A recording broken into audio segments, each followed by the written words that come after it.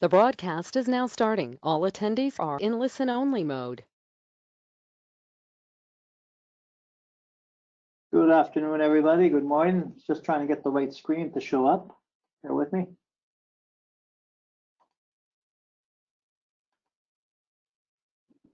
That's one. That's right.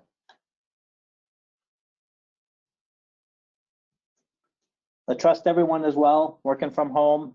Welcome to the next installment of I-Gard's webinar, webcast experiences. And this one is of why HRG, high resistance grounding, is superior to solidly grounded technologies for industrial systems.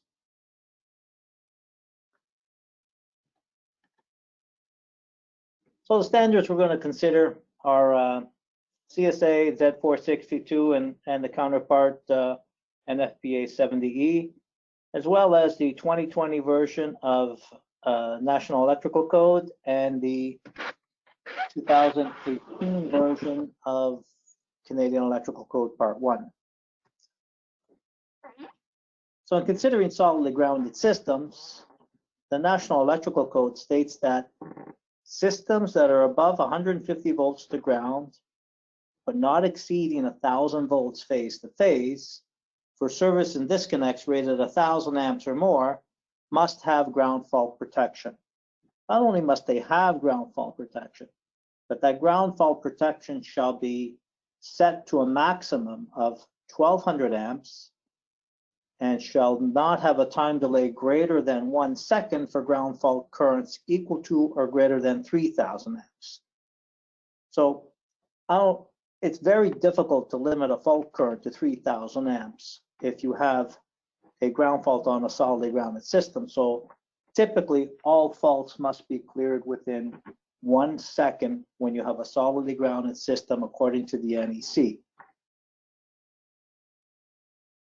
And the primary reason for this happening is to prevent fires. When cables carry a lot of current, they get really hot and they can ignite, melt, and start a fire with arcing. Canadian Electrical Code has a similar clause, 14-102, ground fault protection. And it basically states that ground fault protection shall be provided to de-energize all normally ungrounded systems for solidly grounded systems rated more than 150 volts to ground, less than 750 volts phase to phase, and 1,000 amps or more. For circuits of solidly grounded systems rated 150 volts or less, but 2,000 amps or more, must also have ground fault protection and an exemption to this, except for as permitted by subrule 8. Ground fault shall be 1,200 amps, and the maximum time delay shall be 1 second for ground faults greater or equal to than 3,000 amps. Again, to prevent fires. So the easiest way people can satisfy this rule is if you have a large system, 480 or 600 volts, is to place a ground fault protective relay, much like the one that we have shown, the antiquated MGFR, which is still out in the field, and the replacement to the MGFR, the Sentry relay, which is a ground fault protective device. And when we developed the Sentry relay, we developed it so that it had also 3 arc flash light sensors. So this can replace, the Sentry relay can replace the MGFR. So you can actually measure with the zero sequence CT any leakage current or any ground faults. And remember, you're detecting ground faults of, hundreds of amps to thousands of amps. And we can detect this very easily with either one of these relays. Obviously, the advantage of the Sentry relay is it gives you an indication. Gives you an indication here, which is a mechanical latch, so it can be used as a service entrance piece of equipment as well. Whereas with the MGFR, we had the specific MGFR SE relay, which was for service entrance. Zero sequence CT right here, measuring the residual current and you can trip. Now this met the minimum code requirement. You have circuit breakers by themselves with the G function can satisfy this need. Alternatively, you can just look at the neutral or the ground return path. Where you ground your electrical equipment is where the current comes back to the system. So if you have a ground fault here, that ground fault current can only return back to this path. So you're going to detect the ground fault through this CT, which is only monitoring the ground link, which is going to ground, and detecting a ground fault and tripping this device. The only thing you're saving here is you can use a smaller CT instead of this system where you use a larger zero sequence CT. They both behave the same way. In the United States, with the National Electrical Code, in some instances, you have the added complexity of protecting hospitals. Not only must you satisfy 230.95 with, as we stated before, systems above 150 volts to ground, not exceeding 1,000 volts phase to phase, must have ground fault protection. Not only that, you must have the all next level feeder disconnecting means downstream towards the load also protected with ground fault protection, according to 215.10. And as a reminder, 215.10 is each feeder disconnect rated 1,000 amps or more installed on solidly grounded Y electrical systems for more than 150 volts, not exceeding 600 volts phase to phase, shall be provided with ground fault protection. Again, and I think the only reason they put this in, it's specifically in healthcare facilities or category 1 facilities, is so that when you do have a ground fault and you have coordination, much less of the facility is lost. The most typical type of ground fault you're going to have in an electrical system is a ground fault. So you can imagine if you're going to have a fault in a hospital, you want to lose as little of the facility as possible. Whereas in this particular case, if you put ground fault protection on the main breaker and the main breaker only to meet the code requirement, you're going to lose the entire hospital. You don't want to do that. So when we take a look at the next level down, all these breakers shall have it. And I'm not 100% sure what this is the next level down, or they mean the next level down below this, closer to the load, so that much less of the facility is lost due to what is typically the most common type of fault that you could have in an electrical system. So when you have a double-ended substation in a solidly grounded system, our ground is here. When you have a ground fault currents must return back to the source. And when ground fault currents return back to the source, you have a ground fault and it has to come back this way. So we can detect that ground fault current through this zero sequence CT, and it depends on which tie is closed, because this is our only return path, this ground link right here. If you have a double-ended substation and you want to monitor the tie as well, which basically means if this breaker is open and this breaker is closed, if you have a ground fault here, that ground fault can be detected through this zero sequence CT, opening up the tie breaker only, leaving this part of the electrical system energized. So you don't lose everything, you have some control. And this is a solidly grounded system.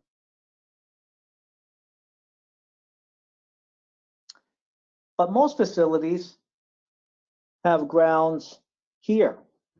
And when you have grounds here, it is very difficult to coordinate ground fault protection systems.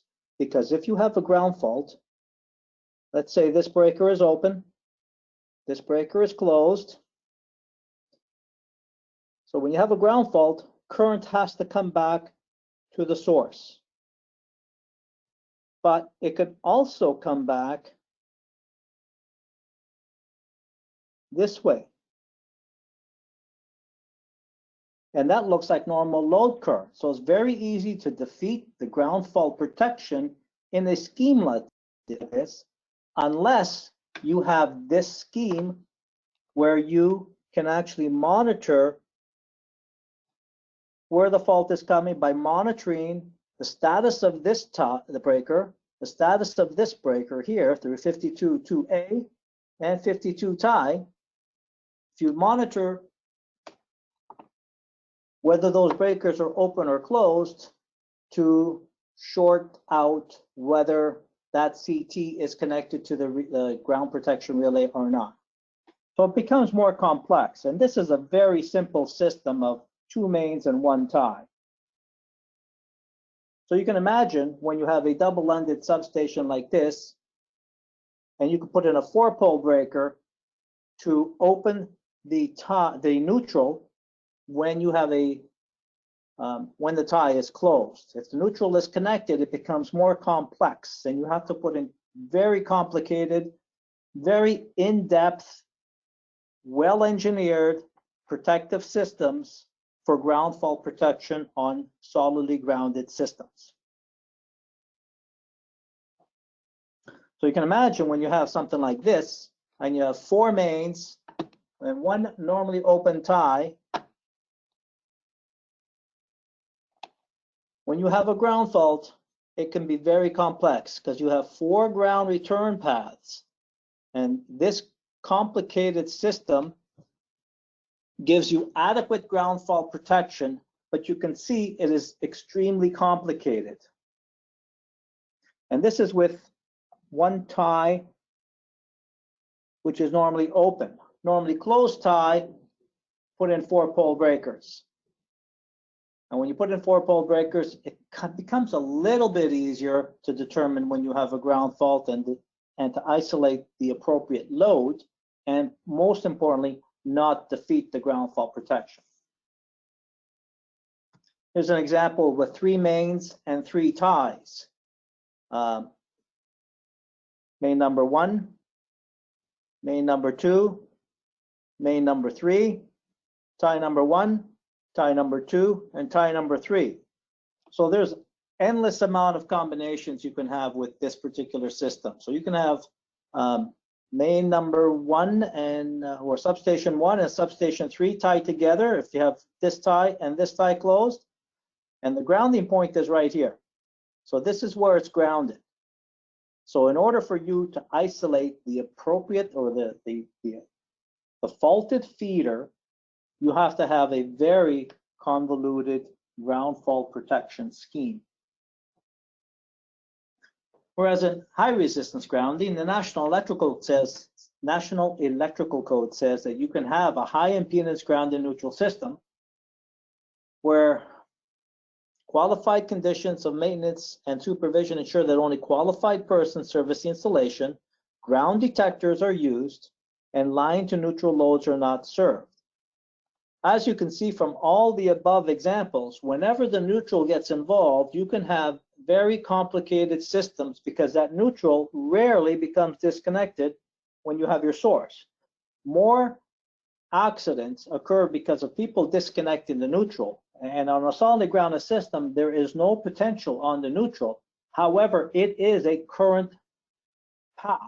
So when you disconnect the neutral, although there's no voltage on it, it can carry current.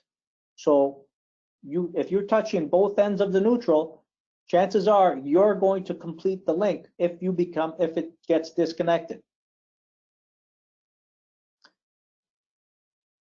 In the Canadian Electrical Code 10-302 basically states that a ground fault on current carrying conductors, including neutral conductors where line to neutral loads are served. Okay, the difference between the Canadian Electrical Code and the National Electrical Code is the Canadian Electrical Code allows a user to use a distributed neutral on a resistance grounded system or an impedance grounded system. The main difference is if you get a ground fault on that neutral conductor, you must trip immediately. You cannot keep the system online. A ground fault on the conductor connecting the impedance grounded device to the source. If you have a ground fault there, you must disconnect. And a loss of continuity on the impedance grounding circuit. If you have a loss of continuity, you must trip as well. However, if you have a system without a distributed neutral, when you have a ground fault, you don't have to trip. And this works on 5 kV systems and below if you limit the fault current to 10 amps or less. The difference between the NEC, they don't give you a limit. They just basically say you limit the fault current to a low value on systems 480 volts, but not exceeding 1,000 volts. Where the Canadian Electrical Code says 10 amps or less. So when we get to standard HRG, the minimum requirement is resistance to limit the fault current, ammeter to measure the current, voltmeter to measure the voltage, pulsing contactor. This circuit replaces the solidly grounded link. And you don't have to trip. Now, when you have a single source, it's very easy to put in a solidly grounded system or a resistance grounded system. However, when power systems become more complicated, you want to have a resistance grounded system because it's much easier to coordinate ground fault protection, find the appropriate fault, clear it, and return back to normal. You don't have to trip. So that's an added benefit. When you have a smart HRG system, you monitor which feeder has the fault. And when you monitor which feeder has the fault, you can tell right away where the fault is because it's indicating the feeder. Turn on the pulsing, and when you turn on the pulsing, you can find a fault in a timely manner. And when I say a timely manner, I've never been able to find the fault in excess of 1 hour. I've always been able to find the fault with the pulsing system in less than an hour in any size industrial facility. The added benefit of having the smart HRG system is that you can find the fault and have second fault protection. So if you get a fault on a feeder, a different feeder, on a different phase, now you have a phase to ground to phase fault, and the feeder that you have programmed to be of lower priority will trip first.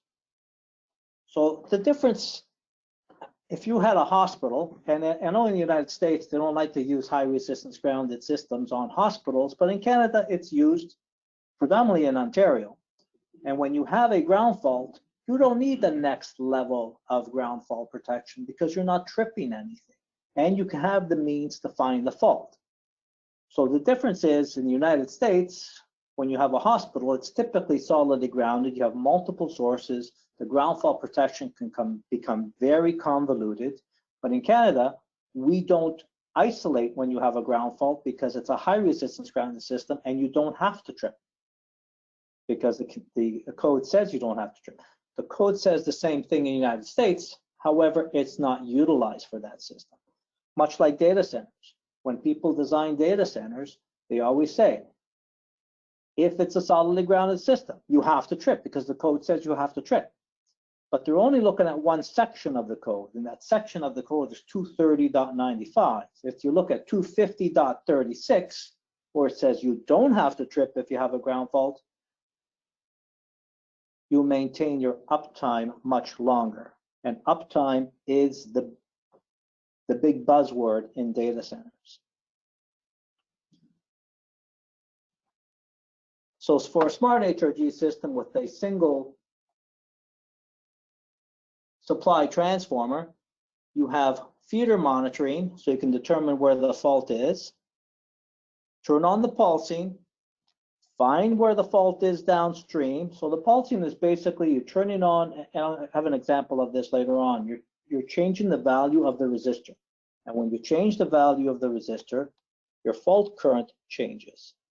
So if you have a fault in this feeder right here, the only place for that fault current to go is through this resistor back to the source.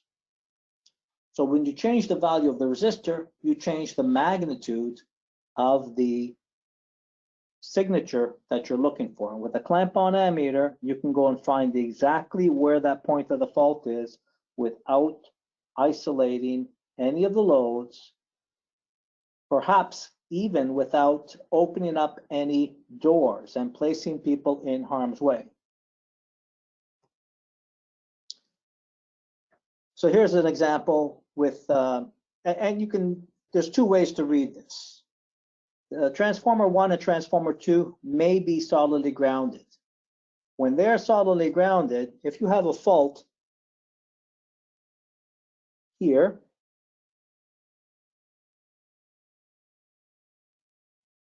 the fault's not appearing. Sorry. When you have a ground fault here, typically that fault is going to isolate one of these loads, depending on whether a tie is open or closed, and that transfer switch is going to transfer over to the emergency.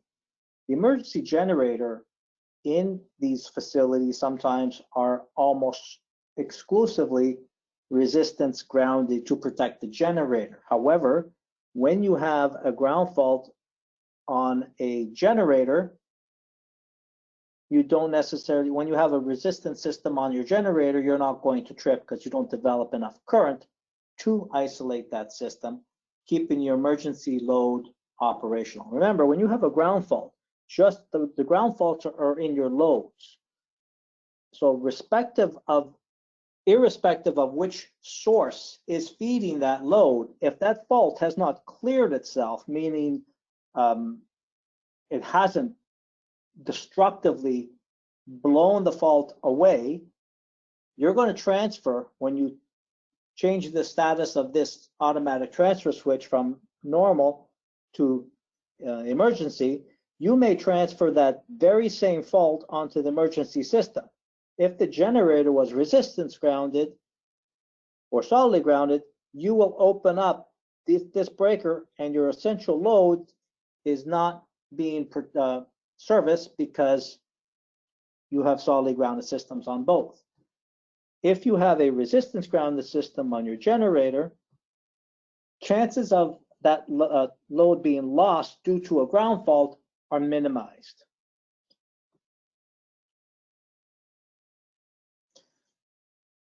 So here's a system where you can use next level down for high resistance grounding distribution systems, and you can find exactly where the point of the fault is very quickly. When you have a fault here and this feeder, you're going to get indication that you have a fault here, you have a fault here, and you have a fault here. So you pick up that same fault at 3 different locations, but you determine that your fault is in this particular feeder because the only way for that fault current to go back to the path, to its origin, is this way. And that fault current is going to travel like this. So you can actually quickly find the level of where that fault is extremely quickly. However, this is going way overboard on ground fault protection because I would love it if you put this system in, but this part becomes redundant because this will tell you where the fault is, and you can find your fault in less than 1 hour with that system alone. So here we have 2 services and a tiebreaker. These 2 tiebreakers act as one. The smart high resistance grounded system can determine the status of the tie, and when you prioritize this half of the substation with this relay and this half of the substation with this relay, when this tiebreaker is closed, it behaves as one large system. So this main is open, this main is closed. These 2 protective devices communicate with each other, and when they communicate with each other, it behaves as one large, massive HRG system. When you have a ground fault, this resistor is still going to limit the fault current. However, if you get a ground fault on another phase, on another feeder, this module here can communicate with this module here, and the module that you program to be of a lower priority will trip first. Similarly, if you have a two mains, a tie, and a backup generator. Because the backup generator doesn't necessarily have any loads on it, you don't really need to have ground fault protection on it, but you do need to have a resistor on there to limit the fault current if there is a fault on that system when the generator is operational. So this behaves the same way.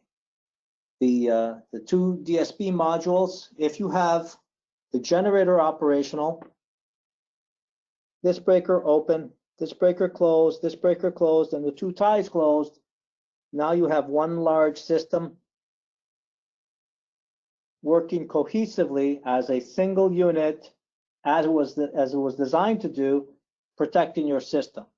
There's no need for additional relaying, shorting out CTs, additional ground fault protection. It's a much easier way to implement ground fault protection with a high resistance grounded system. It's predominantly because there's no neutral involved. So it doesn't become a complex system. It's very simple. So here's an example when we have 4 generators. These 4 generators have a zigzag transformer grounding the system. We could monitor which feeder has the fault. If there's a fault in the generator, we can also determine that through this scheme. So we can determine where the fault is, quickly isolate. One of the feedbacks I get when visiting customers who have solidly grounded systems is that they want their electricians to be on alert. When a ground fault happens on a solidly grounded system, something has to trip. When that something has to trip, engineers are in panic mode and they try to get the circuit back online. But general managers typically say, I want something to happen extremely quickly when we do have a ground fault on a solidly grounded system and it gets cleared right away. If you have a system like a resistance grounded system, there's no need for the electrician to work quickly to find where that fault is because it doesn't necessarily indicate that you have a hazard. It just indicates that you have a ground fault. One particular facility put in a timer with this type of a relay and indicated that they're going to put an 8-hour timer on the system. If the ground fault persists after 8 hours, they're going to trip that faulted feeder. So basically, it's a call for the electricians to find that fault within 8 hours and clear that fault so they can get, so it doesn't isolate. This is at a pharmaceutical plant.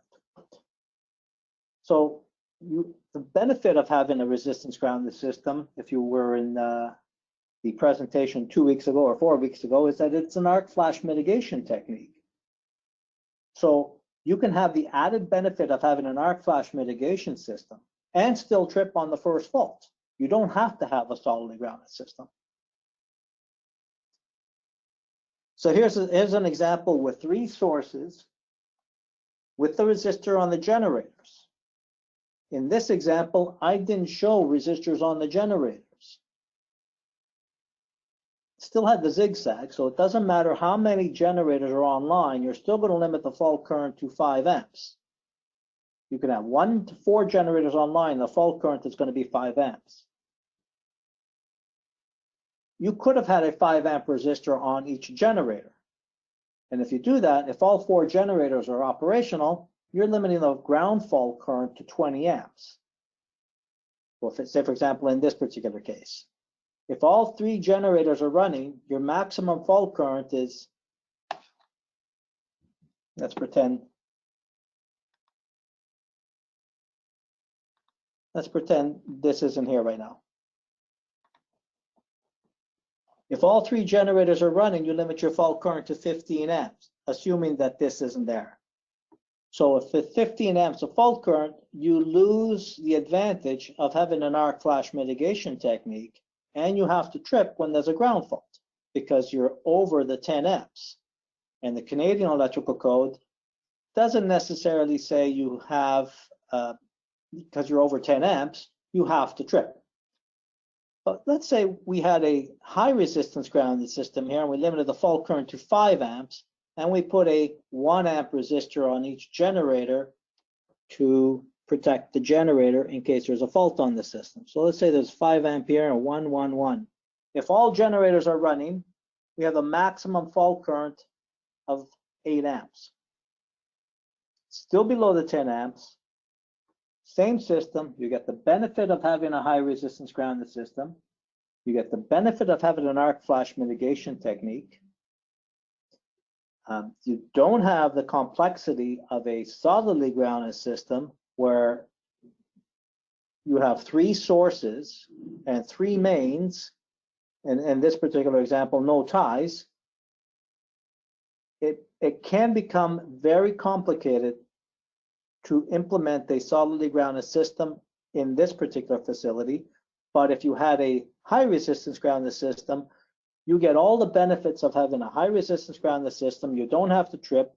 You can find the fault quickly. You can trip if you want to using this particular relay within a time period.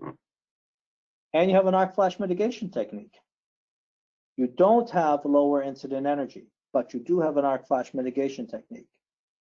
Here's a very complex system that we've used in the past. So we have 2 sources, 2 utility sources, 4 generators. If everything is running, our fault current is going to be less than 10 amps. I did the math very quickly. 2 amps here. No, sorry. 2 amps here, 2 amps here, 2 here, 2 here, and a half an amp for each generator. And that's protect the generator before this breaker closes. So 2, 4, 6, 8, 9, 10. Exactly 10 amps of fault current if everything was parallel together and all the ties were closed. So you get the benefit of having an arc flash mitigation technique. You don't have to trip. You can pulse using these particular systems right here, and you can find where the fault is quickly. So had this been a solidly grounded system, there would be a nightmare on how to actually implement the ground fault protection on this. So by using a high resistance grounded system, we get less motor repair cost at the point of the fault. Most faults are going to be in your loads, and more often than not, they're going to be in motors. So when they are in motors, you're going to have lower motor repair costs because you have much less destructive damage at the point of the fault. This facility converted from solidly grounded to resistance grounded, and their motor repair costs peaked at $500,000 a year. And we started implementing the high resistance grounded system in 2013, and in 2012, 2014, where these were the solidly grounded substations, because there was over 80 substations that they converted from solidly grounded to resistance grounding solely as an arc flash mitigation technique. And after that, 2015, 16, 17, 18, very, very little motor repair costs. So you can see that the economics benefited the capital expenditure of employing a resistance grounded system on over 80 substations, just in the savings of the motor repair costs themselves.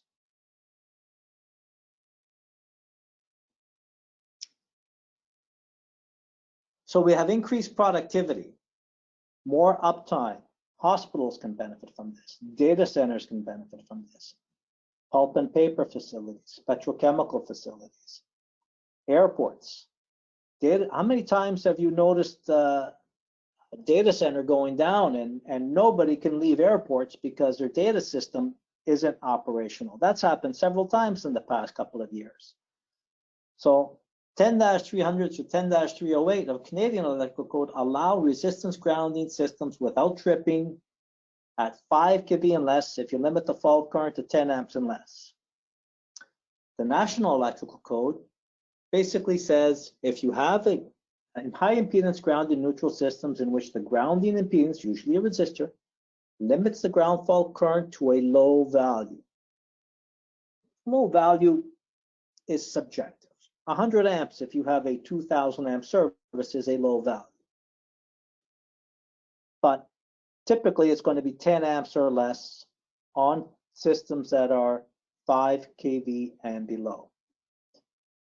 This book by Dunkey Jacobs says that most faults begin as single phase to ground faults and they propagate to phase faults because there's so much less energy when you have a resistive grounded system that the current in the fault will be greatly reduced, not allowing destructive currents to contaminate the air to produce a phase-to-phase or three-phase fault when you have a ground fault in your electrical system.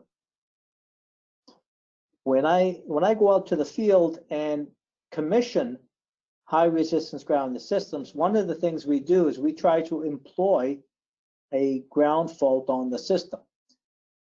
Now, there are a lot of customers that are reluctant to allow a ground fault on their system. So you can imagine if I tell someone to connect the wire to B phase and connect the other end of the wire to ground on a resistance grounded system, and then turn on the switch. There aren't many electricians that want to do this, but I assure them that this is normal.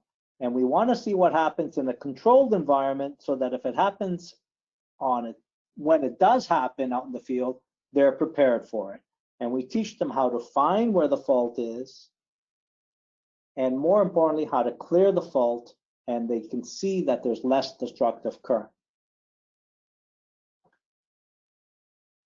Both NFPA 70E and Z 462 say that a vast majority of electrical faults are of the phase to ground types. High resistance grounding will insert an impedance, and when you limit that fault current to 10 amps and below, at 5 kV or below, leaving insufficient energy, and thereby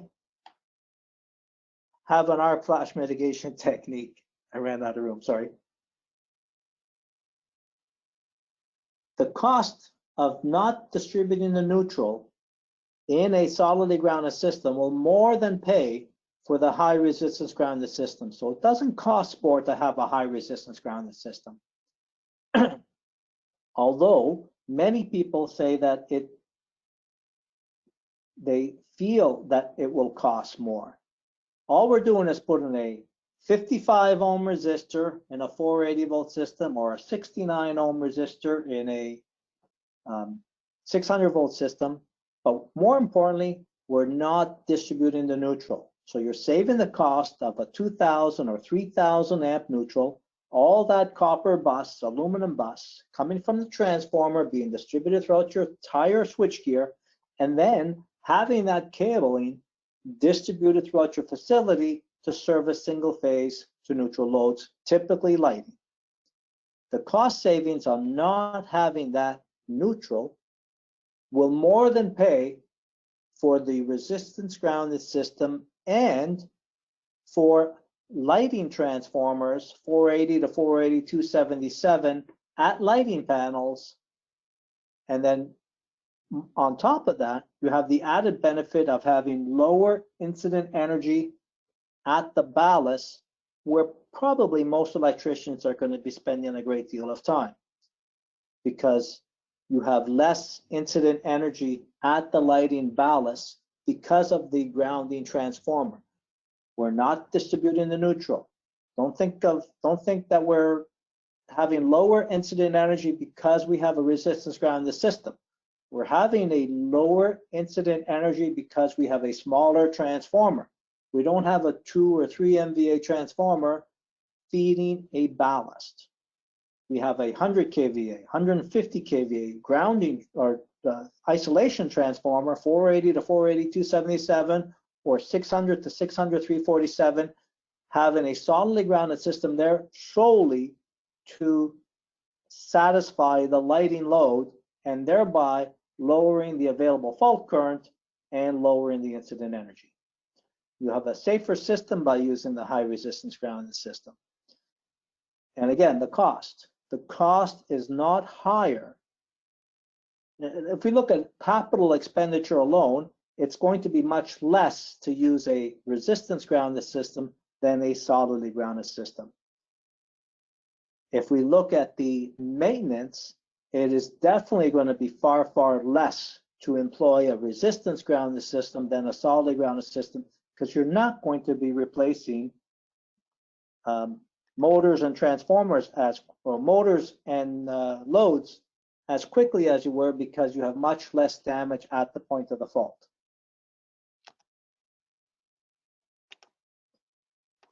Now, we mentioned that pulsing. So the pulsing is this contactor over here. When we change the value or the state of this contactor to open and close, and we cyclically change that, we change the amount of current coming back. So when you have a ground fault, the only place for that ground fault to return is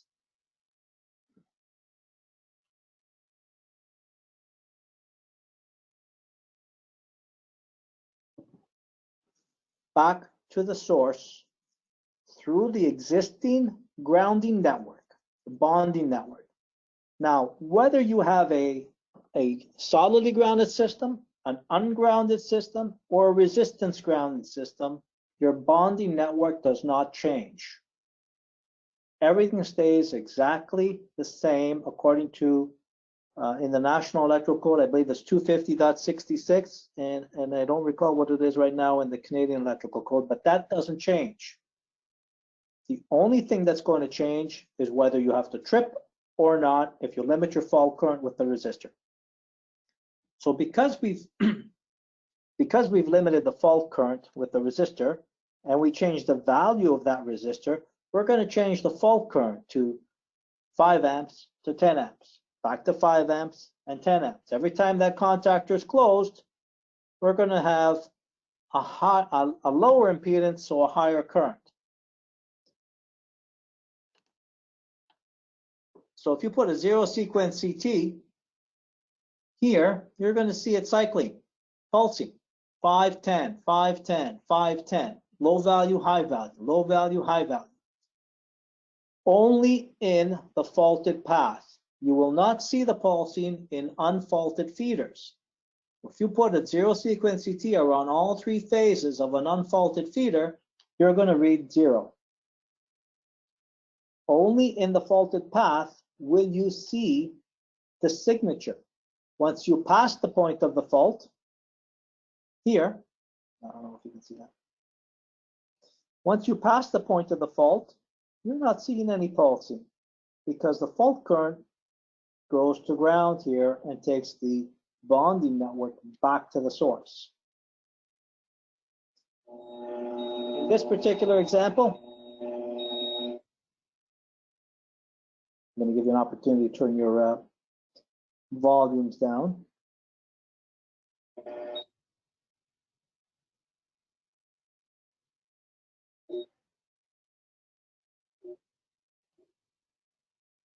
So here's the our DSP system. We've upgraded the HMI display on this, so you're able now to individually add feeder numbers or feeder names to your system. So I was telling you, you have a fault on A phase. It's on feeder number 3, and the ground fault current is 100%. 100% of 5 amps or 10 amps or whatever you set your ground fault current to be. We're going to turn on the pulsing.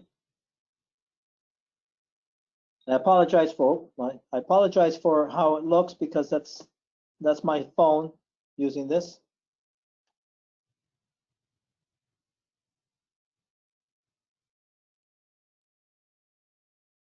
Now, when you have a meter and you have a analog portion of the meter, I want you to pay attention to this bar graph right here.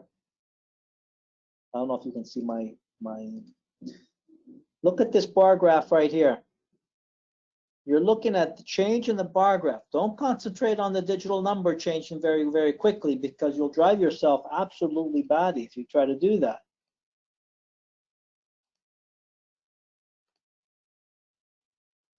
So you see it pulsing. And that's telling you that the fault is downstream from our location. Start looking downstream. Where I've got the zero sequence CT is around this elbow, metallic elbow. So it's telling me that I need to go downstream, and I believe this was a 600 amp feeder that was here. So I need to take what I'm looking at here, go to the load where this is feeding, and determine whether that fault is downstream from that location or not. This is how we can quickly find a fault in the extremely short order.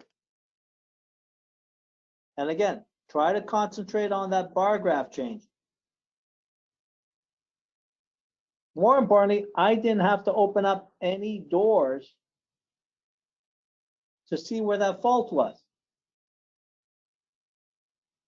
I put it right around the elbow. So I can see where the fault was simply by using that.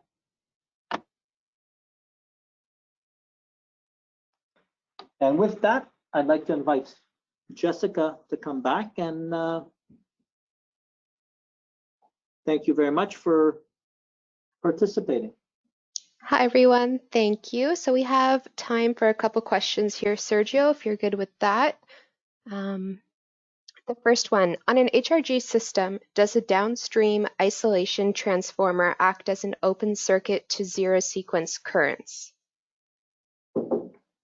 Every time you go through an isolation transformer, you have to reestablish the ground reference point. When you do that, the primary, if you have a fault in the primary of that transformer, that fault current will return back to its source. So its source is the high resistance grounded system. You will not see any ground faults that appear on the low voltage side as long as it is an isolation transformer. If it's an auto transformer, that rule does not apply because the same source will dictate the grounding, the return path. So if you have an auto transformer and you have a fault on the output of that auto transformer, that fault current will return back to the primary, regardless of whether it's a high resistance grounded system or a solidly grounded system. Okay. Next question, what is I-Gard's experience with variable frequency drives on HRG systems? We've had a lot of experience with high resistance grounded systems and variable frequency drives. We've been implementing high resistance grounded system in industrial facilities for 30 years, and we've had a lot of experience with variable frequency drives. Okay, could you comment on compliance to EMC with HRG systems?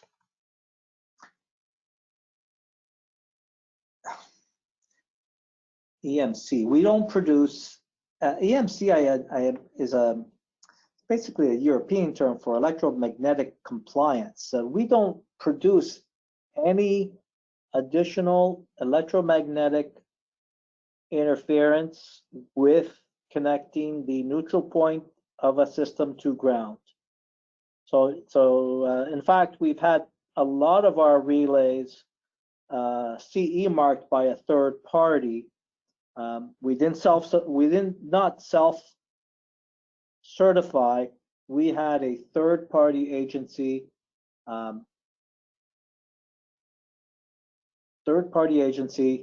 apply the CE mark or test the device for compliance to electromagnetic interference, radio interference, and all that. Okay. Do you see HRG employed in commercial applications such as retail and strip malls at 120, 208 volts? Let's put it this way. I don't think there's anything in the Canadian Electrical Code to restrict this. However, I probably wouldn't put it in a 120, 208 volt system, because you don't have to put ground fault in a 120, 208 volt system unless you have a system that's greater than, in Canada anyways, 2000 amps. Is that what we go back to just bear with me. Oh, 517, it's only going to 150 volts or less to ground. So on a 120 208 volt system, you're 120 volts to ground. 2000 amps or more, that's the only time you must have ground fault protection. So typically, on a 120 208 volt system, in the United States, you definitely can't do it because you have a distributed neutral. In Canada, I don't see the benefit because you have to trip right away anyways, and the complexity of adding, and the problem is in commercial centers, they do everything extremely cost effective. So you're going to have fused switches all over the place. And it's pointless to put a high resistance ground system on a 120 208 when you use fused switches because you can't disconnect anything if you have a second fault. I don't know if that made sense. It was a long answer to a short question. I apologize. That's okay. We'll have everyone's questions will also be answered in the Q&A document coming out next week, so you can take another look at it then. Next question. Is there a limitation based on feeder circuit length for application of HRG? Feeder circuit.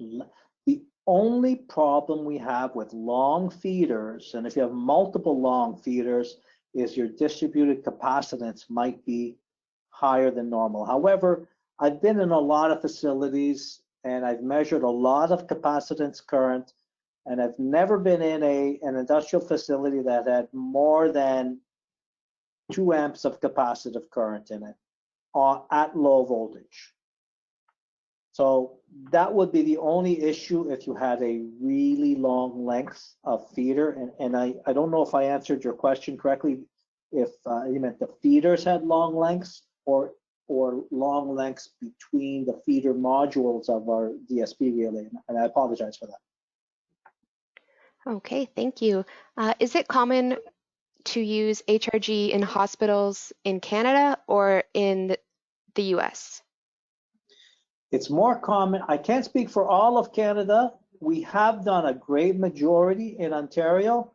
I've tried to talk to engineers in the United States about doing this, and they looked at me like I had 4 eyes because it doesn't comply with 230.95 and 517.17, and it doesn't have to. Well, when I pointed out 250.36 and said that there is an alternative, I got some hims and some haws. But we have put in high resistance ground systems on backup generators in the United States, specifically at 5 kV in California, where our systems were OSHPD approved for seismic. Okay. Has I-Gard developed any white pages discussing the topic of benefits of HRG? I can answer this one. Yes, we have plenty of white pages on our website. We have white pages, industry-specific articles, old webinars, and much more. So be sure to check that out, and you can find a ton of material there. Next question. Can you use a smart HRG can you use smart HRG on a delta-delta transformer system? Yes, but you have to use a grounding needs on the delta, and I assume whether you want to protect the secondary delta or the primary delta, let's assume you're protecting the secondary delta, and you're not feeding upstream. When you do that, you can put in a zigzag transformer, you can use a Y-grounded delta transformer, or you can use a Y-grounded open corner delta to limit the fault current. And I believe I have these on some of my previous slides. And bear with me. No problem. I'll just remind everyone now that we have the Q&A document coming out next week. This addresses all the questions asked because we won't be able to get to everyone's question in the next few minutes. Feel free to keep submitting questions and they'll all be included. And also, this webinar is being recorded, as all our webinars are, and this recording will be available in the next 24 hours on our website. You will get a link emailed to you so that you can access it as soon as it's up. So if you have a delta, you can use